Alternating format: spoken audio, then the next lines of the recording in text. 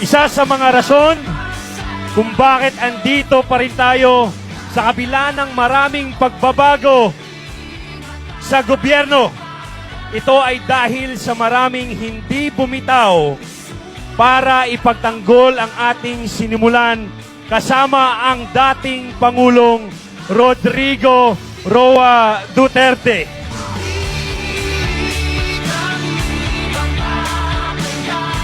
Tulad na lamang ng isa sa ating panauhin ngayong gabi.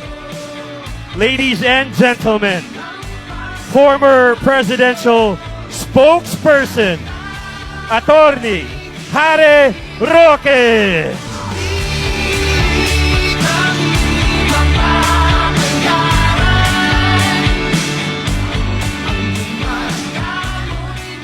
Mayong gabi, Davao! Unang-una, nagpapasalamat po ako sa inyong mga Davaoenyo dahil kayo po ang unang-unang nagsabi, the Davaoenyos are not for sale. At dahil nauna na po kayo nagsabi niyan, ang sigaw ngayon namin sa Luzon, the Filipinos are not for sale. Nagpapasalamat din po ako dahil isang Davaoenya ang nagsalita at sinabi ang tunay na anyo sa likod ng bribery initiative. Yan po ay ikaw ay tambaluslos. Mga Davaoenyo, nagpapasalamat din po kami dahil pinahiram ninyo sa amin ang inyong alkalde na naging dahilan ng Pilipinas ngayon ay isa sa pinakamaunlad na bansa sa buong Pilipinas.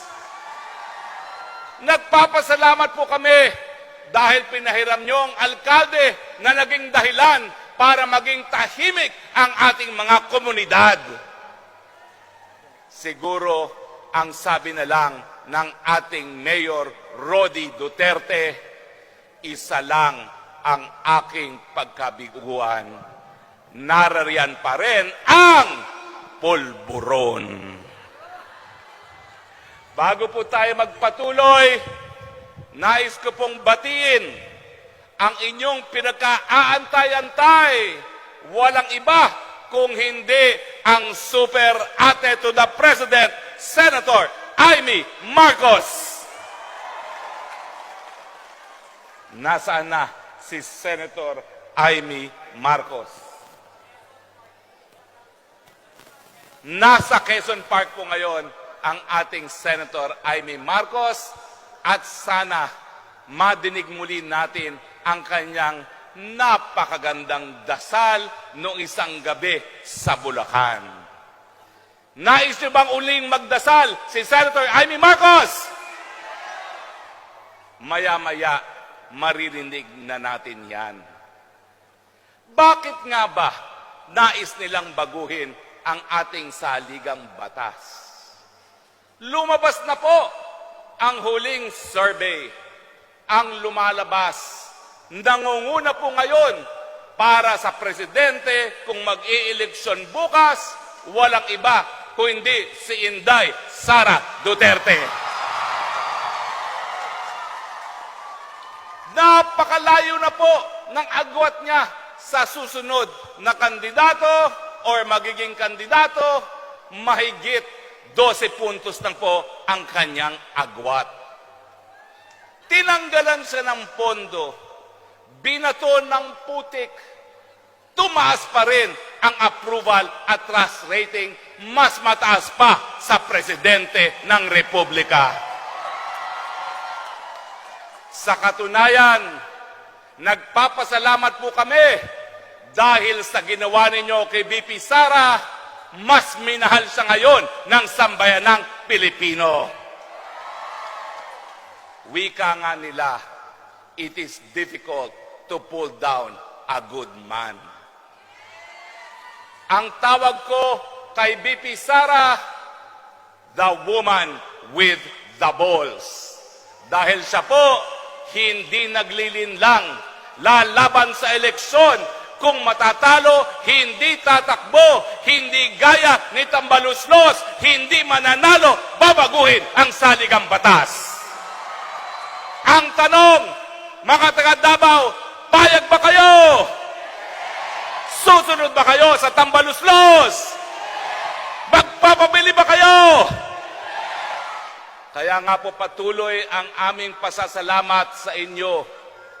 Dahil kayo ang nanguna na manindigan laban sa puwersa ng kadiliman, ngayong gabi, sinimulan natin ang proseso. Maninindigan kami laban sa kasamaan. No to bribery initiative. We are not for sale. Di na po ako magtatagal kasi kanina pinalecture ako ni Kabsek.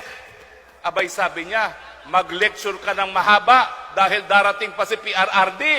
Nag-lecture naman ako. Pero ngayon lang dumating si PRRD, kaya hindi ko na po pahahabain. Dahil baka mamaya sabihin sa akin na aking amo, Harry Roque, nakakaantok ka na. Sa muli po, nagpapasalamat po kami sa inyong mga taga Davao dahil pinahiram ninyo ang inyong pinakamamahal na alkalde sa bansang Pilipinas. At PRRD, maraming salamat po sa inyo dahil sa inyo naibalik ang dignidad ng bawat Pilipino. Mabuhay po ang Pilipinas!